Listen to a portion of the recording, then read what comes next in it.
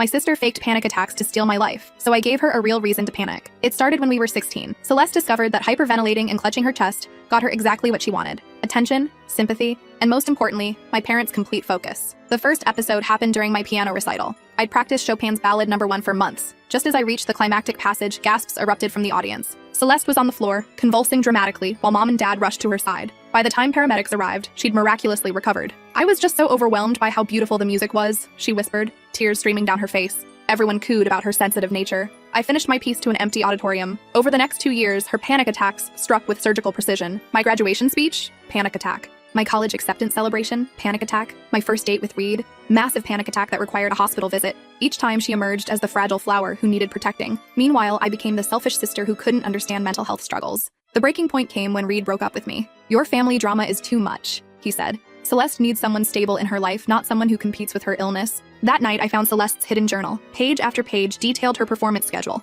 Which events to target, how long to hold her breath, which symptoms got the biggest reactions. She'd been studying me, learning my dreams, then systematically destroying them. The final entry made my blood freeze. "Reed's taking me to prom tomorrow. Told him I'm finally ready to try dating again after my mental health journey. He thinks he's saving me." I photographed every page. The next morning, I called a family meeting. I need to show everyone something important about Celeste's condition. Mom and Dad gathered around my laptop as I pulled up a medical video. This explains her symptoms perfectly. Celeste walked in just as the video began playing. Her face went white as her own voice filled the room, recorded from behind her bedroom door the night before. I can't believe they still fall for it. Tomorrow I'll have everything she wanted. The silence stretched endlessly. Dad's face cycled through confusion, realization, then pure rage. "You've been lying this entire time?" Mom whispered. Celeste's mouth opened and closed like a fish. For once, she had no performance ready. "I documented everything," I said calmly, pulling out printed emails, "including the messages you sent Reed pretending to be his concerned friend, warning him about my jealousy issues." Reed's voice came from behind us. "What messages?" I turned. He stood in our doorway, flowers in his hand, his face hardening as understanding dawned.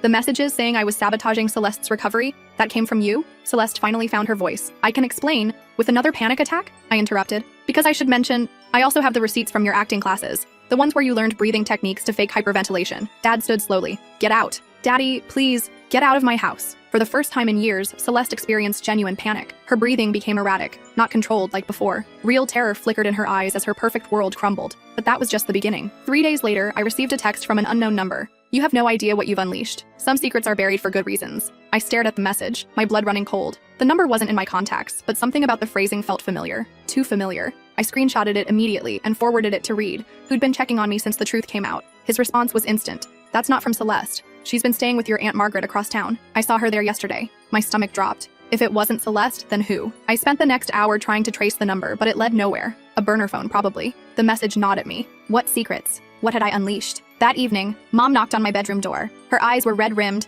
and she looked like she'd aged 5 years in 3 days. "We need to talk," she said, closing the door behind her. I set down my homework. "About Celeste? About your grandmother." I blinked. Grandma Rose had died when I was 12. What about her? Mom sat heavily on my bed, wringing her hands. "There's something you don't know. Something we never told you girls." The way she said it made my skin crawl. "Mom, you're scaring me. Your grandmother. She didn't die of a heart attack." The room went silent except for the ticking of my alarm clock. "She killed herself," Mom whispered. "The night before your aunt's wedding. Left a note saying she couldn't live with the shame anymore." My mouth went dry. "What shame?" Mom's hands shook as she pulled out an old photo from her purse. It showed a young woman who looked exactly like Celeste, standing next to a man in military uniform. "This was taken in 1962. That's your grandmother, age 19. I studied the photo. The resemblance was uncanny. The same delicate features, the same wide eyes. She was beautiful. She was also pregnant, unmarried. In 1962, that was... Mom's voice broke. "Your grandfather wasn't the father." The pieces started clicking together, forming a picture I didn't want to see. "Your real grandfather was married, a prominent businessman in town. When his wife found out about the affair, she threatened to destroy everyone involved." I felt sick. "So Grandma told everyone the baby died, gave your uncle up for adoption, and married your grandfather 6 months later. No one ever knew." "Uncle?" I stared at the photo again. "You mean your father's brother, Kenneth? He's been looking for his birth family for 40 years. The room spun. Uncle Kenneth, Dad's business partner, family friend, the man who'd been at every birthday party and holiday dinner my entire life. He doesn't know," Mom continued. "But someone does. Someone sent your grandmother letters for years, threatening to expose the truth. She paid thousands in blackmail money." My hands were shaking now. "The same person who texted me? I don't know. Maybe. After she died, the letters stopped. We thought it was over. Until now." Mom nodded miserably. "When you exposed Celeste's lies, you proved that secrets in this family eventually come to light. Someone's afraid their secret might be next. I stared at the photo, my mind racing. Who else knows about this? Just your father and me, and whoever was blackmailing your grandmother. What about the businessman? The real father? Mom's face darkened. He died 5 years ago. But his family, they're still very powerful in this town. His son owns half the real estate here. The name hit me like a physical blow. Victor Harrington. Mom's eyes widened. How do you know that name? He's Reed's uncle. He came to our graduation party last month. I remembered the older man with cold eyes who'd cornered me by the punch bowl,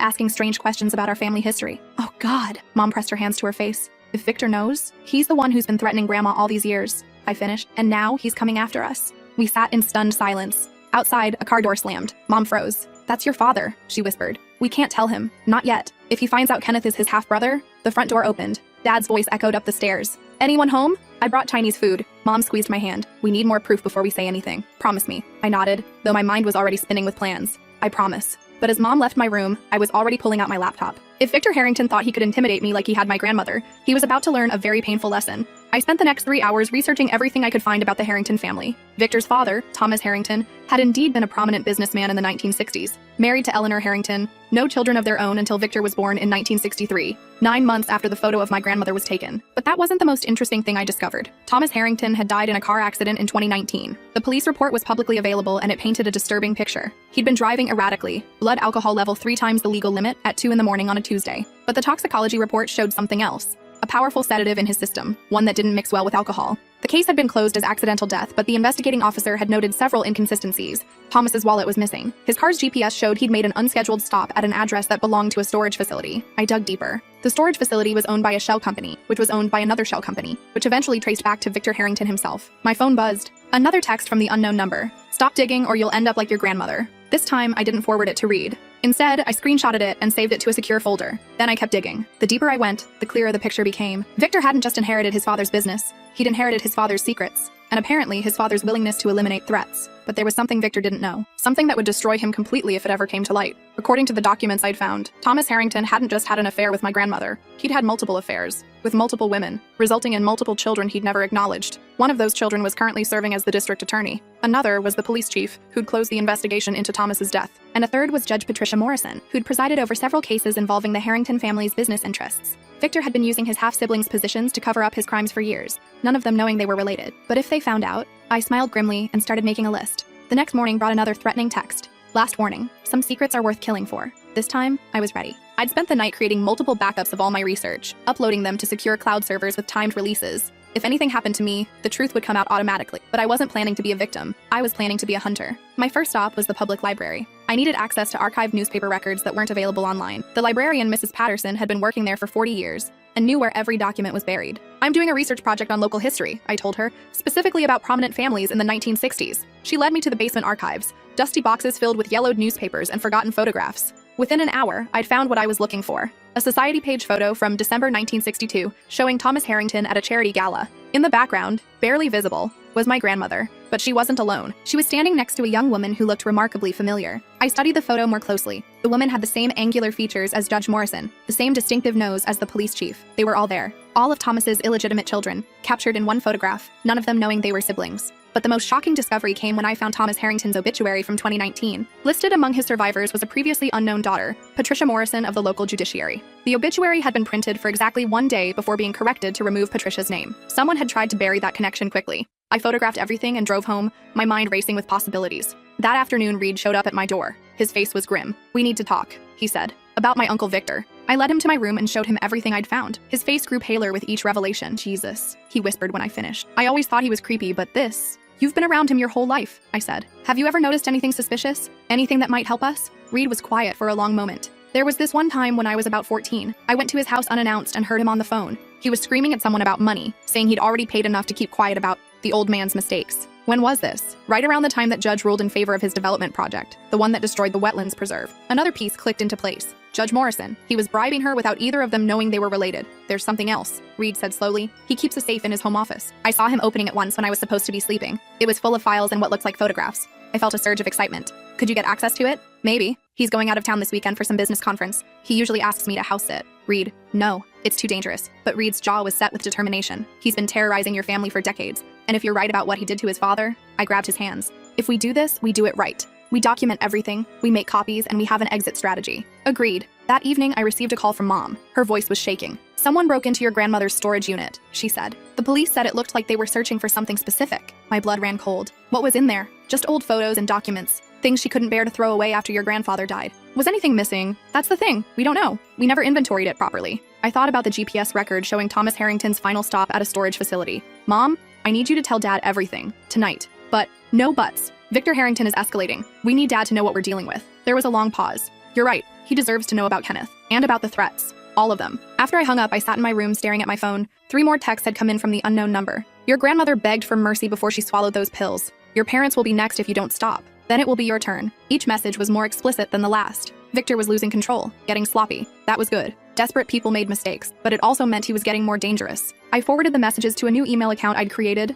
then deleted them from my phone. Let Victor think his threats were working. Let him believe I was backing down. The next day at school, I noticed I was being followed. A black sedan with tinted windows stayed exactly 3 cars behind me on my way home. When I stopped at a red light, the driver, wearing sunglasses and a baseball cap, turned away. I took a detour through the mall parking lot and lost them near the food court. But the message was clear. Victor was having me watched. That evening, Dad came home early. He looked haggard, older somehow. Mom must have told him everything. We need to have a family meeting, he announced. I found them in the living room, holding hands like they were bracing for impact. Your mother told me about the threats, Dad said without preamble, and about Kenneth. I sat across from them, studying Dad's face. He looked shell-shocked but determined. I called Kenneth this morning, he continued. Told him everything. At first, he didn't believe it. Then I sent him copies of the documents your mother had. How did he react? He's been searching for his birth family his whole life. Finding out his mother was... Dad's voice broke. Finding out what she went through because of Thomas Harrington? He's angry, Mom finished. Furious. He wants to help us stop Victor. It gets worse, Dad said. Kenneth did some digging of his own. Victor's business has been bleeding money for years. He's been using blackmail payments to stay afloat. How many people is he blackmailing? We don't know. But Kenneth thinks Victor's getting desperate. The real estate market has been brutal, and he's over-leveraged on several properties. My phone buzzed. Another text. Meet me tomorrow at Riverside Park. Noon. Come alone or your family pays. I showed them the message. Dad's face went white with rage. We're calling the police, he said. No. I kept my voice calm even though my heart was racing. We don't have enough evidence yet. The text could be from anyone. We need proof that Victor's behind this. Absolutely not, Mom said. You are not meeting with this person. I won't be alone, I assured her. Reed's getting access to Victor's safe this weekend. If we can find evidence of the other blackmail victims, we can expose everything at once. Dad stood up and started pacing. This is insane. We're talking about a man who may have killed his own father, which is exactly why we need to be smart about this. If we go to the police now with just these texts and some old photos, what are they gonna do? Victor has connections everywhere. I thought about the police chief who was unknowingly Victor's half-brother. We need irrefutable evidence. Mom was crying now. I can't lose you two. First, Mom, now. You're not going to lose me. I knelt beside her chair. But we can't let him keep terrorizing people. Grandma died because she was too afraid to fight back. I'm not making the same mistake. The next morning, I drove to Riverside Park with my phone recording everything. I'd also left detailed instructions with Reed about what to do if I didn't return. Victor was waiting by the duck pond, feeding breadcrumbs to a small group of mallards. He looked like any other grandfather enjoying a peaceful morning. The illusion shattered the moment he saw me. You're a foolish girl, he said without looking up. Just like your grandmother. What do you want? I want you to stop digging into things that don't concern you. He tossed the last of the breadcrumbs and turned to face me. His eyes were cold, reptilian. Your grandmother understood the value of keeping quiet. You should learn from her example. You mean the example where you tormented her for 30 years until she killed herself? Victor's smile was chilling. Rose made her choice. She chose to protect her family's reputation rather than face the consequences of her actions. Her actions? She was 19 and pregnant. Your father was a married man who took advantage of her. My father was a great man who made one mistake. Your grandmother tried to destroy his legacy. I pulled out my phone and showed him the photos I'd found. You mean the legacy where he abandoned multiple children and used his position to cover up his crimes? Victor's composure cracked slightly. You don't know what you're talking about. I know about Patricia Morrison and Police Chief Williams and District Attorney Chen. I'd spent the morning confirming the DNA connections through public records and birth certificates. I know they're all your half-siblings, and I know you've been using their positions to protect yourself. Prove it. I don't have to. I just have to tell them. How do you think Judge Morrison will react when she learns you've been bribing her with her own inheritance money? How will the police chief feel when he discovers you've been manipulating his investigations? Victor stepped closer, and I fought the urge to back away. You're playing a dangerous game, girl.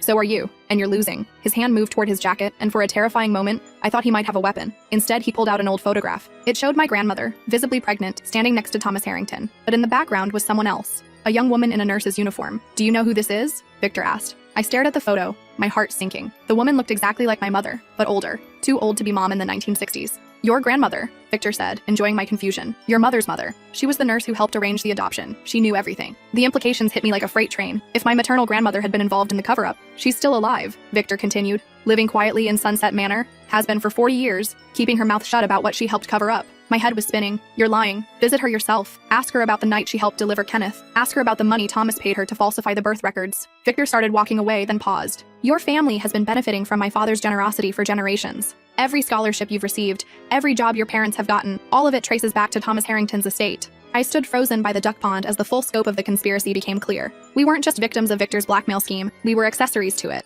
That afternoon, I drove to Sunset Manor with shaking hands. The nurse at the front desk directed me to room 237, where my maternal grandmother, who I'd been told died when I was a baby, was sitting by the window in a wheelchair. She looked up when I entered and her face went white. "Dear God," she whispered, "you look just like Rose." I sat across from her, studying the face I'd never seen before. Grandma Eleanor? I wondered when this day would come. Her voice was weak but clear, when someone would finally ask the right questions. "Tell me everything." Eleanor's story unfolded slowly, painfully. She'd been a young nurse in 1962 when Thomas Harrington brought my pregnant grandmother to the private clinic where she worked. The arrangement was simple: deliver the baby, falsify the records to show it had died, and arrange a quiet adoption. Thomas paid me more money than I'd ever seen, she admitted. Enough to buy a house, send your mother to college, start a new life. And in exchange, I kept quiet. About the baby, about the other babies, about everything Thomas and his family did. Other babies? Eleanor nodded sadly. Rose wasn't the only one. Thomas had a pattern. Young women, usually from poor families, who couldn't afford to say no. My stomach churned. How many? Over the years? At least a dozen, maybe more. I thought about all the powerful people in town who had unexplained rises to prominence, who seemed to have Victor's protection. And Victor knew about all of them?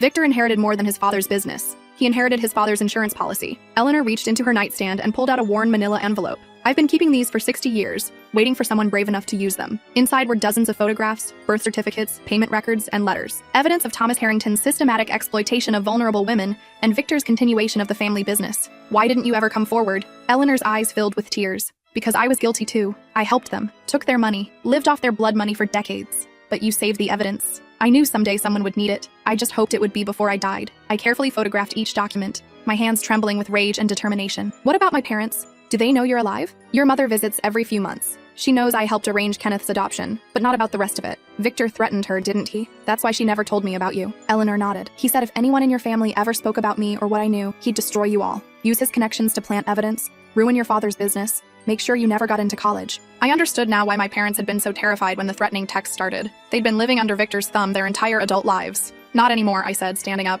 It ends now. That evening, Reed texted me. I'm in. Victor left an hour ago. The safe is open. My heart pounded as I drove to the Harrington estate. Reed met me at the back door, his face grim. You need to see this, he said, leading me to Victor's study. The safe was indeed open, revealing stacks of files, photographs, and what looked like financial records. But it was the wall behind the safe that made me gasp. Dozens of photographs were pinned to a corkboard. Surveillance photos of the judge, the police chief, the district attorney, and other prominent citizens. Each photo was labeled with dates, locations, and cryptic notes. He's been stalking all of them, Reed said, building dossiers, looking for leverage. I started photographing everything, working as quickly as possible. The files were organized by victim, each containing evidence of Thomas's crimes and Victor's ongoing exploitation. But the most damning evidence was in a leather-bound ledger, page after page of blackmail payments, political favors, and cover-ups spanning 60 years. Jesus Christ, I breathed, reading through the entries. He's been controlling this entire town. Reed was sorting through a box of cassette tapes. These are labeled with names and dates going back to the 1980s. I grabbed one labeled Morrison, 1995, and found an old cassette player on Victor's desk. Patricia Morrison's voice filled the room. I can't keep ruling in your favor, Victor. People are starting to notice. Then perhaps you'd like me to share some family history with your colleagues.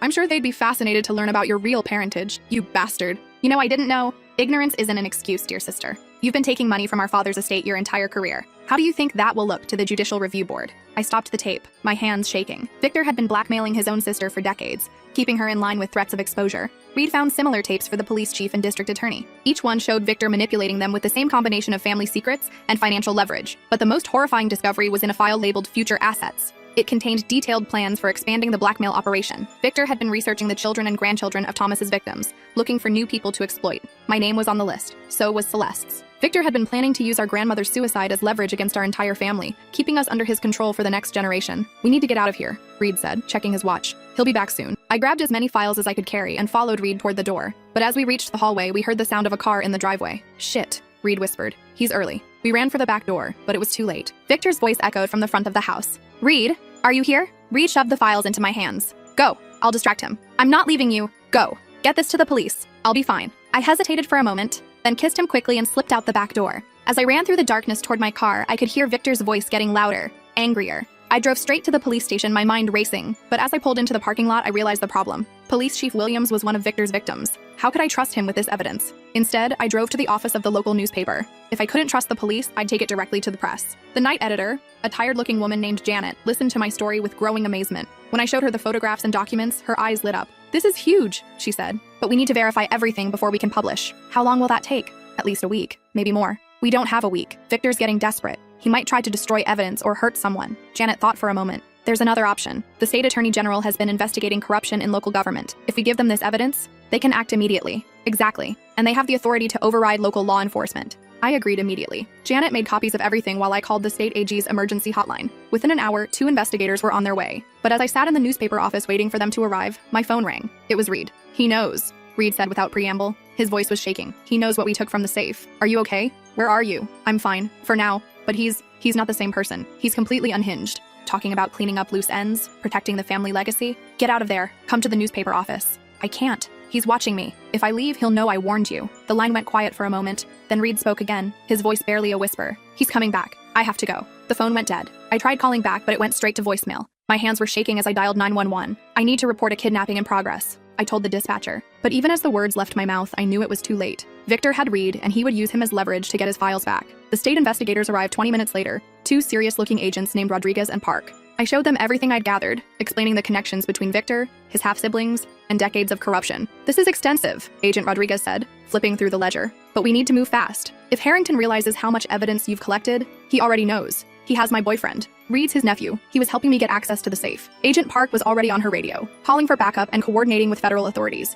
"We're treating this as a hostage situation. Can you take us to the Harrington property?" I nodded, my heart pounding. As we drove through the dark streets, I couldn't stop thinking about Reed. He'd risked everything to help me, and now he was paying the price. The Harrington estate was dark when we arrived, except for a single light in Victor's study. Agent Rodriguez positioned officers around the perimeter while Agent Park and I approached the front door. "Victor Harrington," Agent Rodriguez called through a bullhorn. "This is the state attorney general's office. We have a warrant for your arrest. Send out Reed Morrison and surrender yourself." The response was immediate. Every light in the house went out. "He's making a run for it," Agent Park said into her radio. "All units converge on the back of the property." But Victor wasn't running. He was waiting. The explosion came without warning, a brilliant flash that turned night into day. The study windows blew outward in a shower of glass and debris. "Jesus Christ!" someone screamed. "He's destroying the evidence!" I started running toward the house, but Agent Park tackled me to the ground. "Stay down, there might be more!" Through the smoke and chaos, I could see flames spreading through the first floor. If Reed was still inside, "We need to get in there," I told Agent Park. "The fire department's on the way. We can't risk—" She was cut off by the sound of breaking glass from the second floor. A figure appeared in the window. Reed, frantically waving his arms. "He's trapped up there," I said. Agent Rodriguez was already coordinating with the fire department. Ladder truck ETA 3 minutes. But as we watched, smoke began pouring out of the second floor windows. Reed's figure disappeared back into the house. I couldn't wait. I broke free from Agent Park and ran toward the back of the house looking for another way in. The kitchen door was unlocked. Victor must have fled that way. The first floor was an inferno, but I could see a back staircase that wasn't yet engulfed in flames. I grabbed a dish towel, soaked it in the sink, and held it over my mouth as I ran up the stairs. "Reed!" I screamed over the roar of the fire. "Where are you?" His voice came from Victor's bedroom. "In here! The door's locked!" I found him trapped behind a heavy wooden door that had been barricaded from the outside. Victor had locked him in before starting the fire. The door was solid, but the frame was old. I threw my shoulder against it repeatedly, until it finally gave way. Reed stumbled out, coughing and covered in soot. "Thank God," I thought. "We need to move, now." The back staircase was starting to buckle as we made our way down. We could hear the fire department arriving outside. Sirens, shouting, the sound of breaking glass. We made it to the kitchen just as the ceiling began to collapse. Reed shoved me toward the door as burning debris rained down around us. We stumbled into the backyard, gasping for air. Paramedics rushed over to check us for smoke inhalation while firefighters battled the blaze. "Did you see Victor?" Agent Rodriguez asked as soon as the paramedics cleared us to talk. "No," Reed said. "He locked me in the bedroom around midnight. Said he had some business to take care of. Next thing I knew, the house was on fire. His car is still in the driveway," Agent Park reported. "But we found tracks leading into the woods behind the property." I thought about the storage facility mentioned in Thomas Harrington's GPS records. There's a storage unit downtown. That's where he might go. Agent Rodriguez radioed the information to other units while we watched the Harrington mansion burn. 60 years of family history going up in smoke, along with evidence of countless crimes. But not all the evidence. The copies I'd made were safe at the newspaper office. As dawn broke, Agent Park received a call. They found him, she told us. Victor Harrington was discovered at the storage facility, dead from an apparent heart attack. Reed and I looked at each other. After everything Victor had done, after all the lives he'd destroyed, it seemed almost anticlimactic. "What about the storage unit?" I asked. "Full of documents, financial records, blackmail material, evidence of the original crimes from the 1960s. Agent Park smiled grimly, more than enough to prosecute anyone who was complicit. Over the next few weeks, the story exploded across state and national news. The revelation that a small town had been controlled by a blackmail conspiracy for 60 years shocked everyone. Judge Morrison resigned in disgrace after the tapes of her conversations with Victor were made public. Police Chief Williams was arrested for obstruction of justice. District Attorney Chen fled the state, but was eventually brought back to face federal charges. But the most satisfying moment came when I visited Eleanor at Sunset Manor to tell her the news. It's over, I said, holding her weathered hands. Victor can't hurt anyone anymore. She cried then, 60 years of fear and guilt finally lifting from her shoulders. I'm so proud of you, she whispered. You finished what your grandmother started. The aftermath wasn't easy. Our family had to testify in dozens of court cases as prosecutors unraveled the full extent of the conspiracy. Some of Thomas Harrington's victims were still alive, and they finally got to tell their stories. Mom struggled with learning that the scholarship money that had paid for her education came from blood money. Dad had to rebuild his business after it was revealed that many of his contracts had been secured through Victor's influence, but we survived. We were finally free. The biggest surprise came 6 months later, when Kenneth, my newly discovered uncle, knocked on our door with a legal document. Thomas Harrington's estate has been in probate for years, he explained. With Victor dead and the truth about the blackmail scheme exposed, the courts are redistributing his assets to his victims. The settlement was substantial enough to pay for college for both me and Celeste, with money left over to establish a foundation for other survivors of family abuse. Speaking of Celeste, she'd been living with Aunt Margaret through everything, slowly coming to terms with what she'd done. The revelation that our family had been targeted by a decades-old conspiracy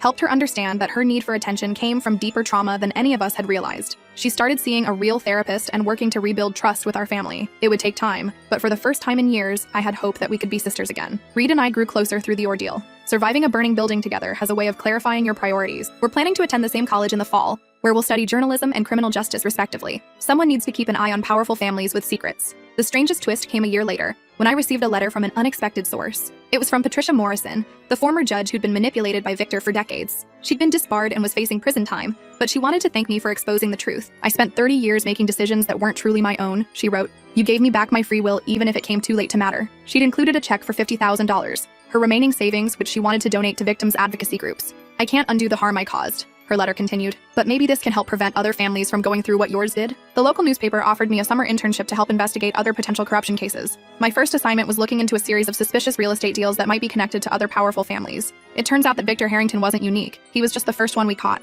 but that's a story for another day. As I sit here now, 2 years later, writing down everything that happened, I think about my grandmother Rose. She spent 30 years living in fear, carrying secrets that ate away at her until she couldn't bear it anymore. But those secrets didn't die with her. They lived on, growing stronger and more dangerous with each passing year, until they threatened to destroy another generation. The difference is that when those secrets finally came for us, we were ready. We fought back, we won, and most importantly, we broke the cycle. The next generation of our family will grow up free from the shadows of the past, able to make their own choices without the weight of old sins holding them down. Victor Harrington thought he could terrorize us the way he'd terrorized my grandmother. He thought we'd be just as easy to control, just as willing to live in fear. He was wrong. Some secrets are worth exposing, no matter the cost. Some battles are worth fighting, even when the odds seem impossible. And sometimes the best way to honor the dead is to refuse to live the same way they died. My grandmother never got the chance to fight back, but I did, and I made sure it counted. The last text I ever received from the unknown number came 3 days after Victor's death, but this time, it wasn't a threat. It was from Reed, using Victor's old phone he'd found in the wreckage. You did it. Grandma Rose would be proud. I saved that message. Some secrets are worth keeping after all.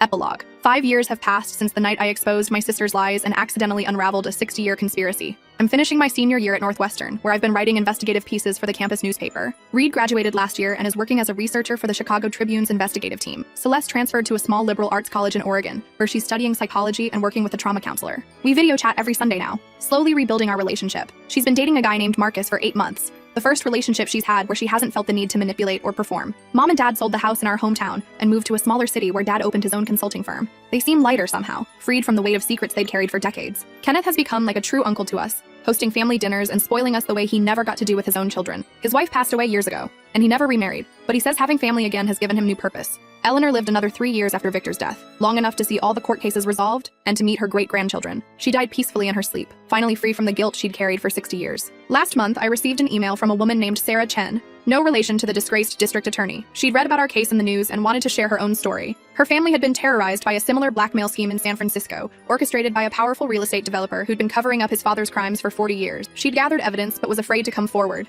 I keep thinking about what you said in that interview, she wrote, about how some secrets are worth exposing. I think it's time to expose mine. I spent 3 hours on the phone with her, walking her through the process Reed and I had used to document evidence and find allies. By the end of the call, she was ready to take her story to the authorities. 2 weeks later, I saw her case on the national news. Another family dynasty brought down by their own greed and cruelty. It's become a pattern. Every few months, someone reaches out. A victim's child, a survivor, a whistleblower who needs encouragement to speak up. Each time, I think about my grandmother Rose and wonder what would have happened if she'd had someone to reach out to. The foundation we established with the Harrington settlement money has grown into a nationwide resource for families dealing with systematic abuse and exploitation. We help connect survivors with legal resources, therapeutic support, and investigative journalists who specialize in exposing corruption. Reed and I got engaged last month. He proposed at the site where my grandmother's house used to stand, now a small memorial garden that the city created to honor victims of family violence. She would have loved you, I told him as we stood among the roses planted in her memory. I wish I could have met her, he replied, but I'm glad I get to love her granddaughter. Our wedding is planned for next summer. Celeste will be my maid of honor, and Kenneth will walk me down the aisle alongside Dad. Eleanor's great-grandchildren, kids who will grow up knowing the full truth about their family history, will be our flower girls and ring bearers. It will be the first major family celebration we've had without secrets, without someone lurking in the shadows with leverage over our happiness. Sometimes I still wake up thinking about that night when everything started, when I found Celeste's journal and realized how systematically she'd been destroying my life. If I hadn't decided to fight back, if I'd just accepted her manipulation and moved on, Victor would still be pulling strings from the shadows. Our family would still be trapped. Other families would still be suffering. The truth would still be buried. But I did fight back. We all did. And in the process, we discovered that the strongest weapon against systematic abuse isn't silence or compliance. It's refusing to be silenced. It's demanding accountability. It's choosing to expose uncomfortable truths rather than live comfortable lies. My grandmother Rose never got that choice, but she made sure her granddaughter would, and I made sure I used it. Today, as I prepare to graduate and start my career as an investigative journalist, I carry with me the lessons learned from that terrifying, exhilarating year when everything changed. Some secrets destroy the people who keep them. Some families survive on lies until someone brave enough to tell the truth comes along. And sometimes, the most powerful thing you can do is refuse to accept the world as it's been handed to you and fight to make it better for the next generation. Victor Harrington thought he could control my family the way his father had controlled my grandmother. He was wrong. And now, whenever someone else tries to use shame,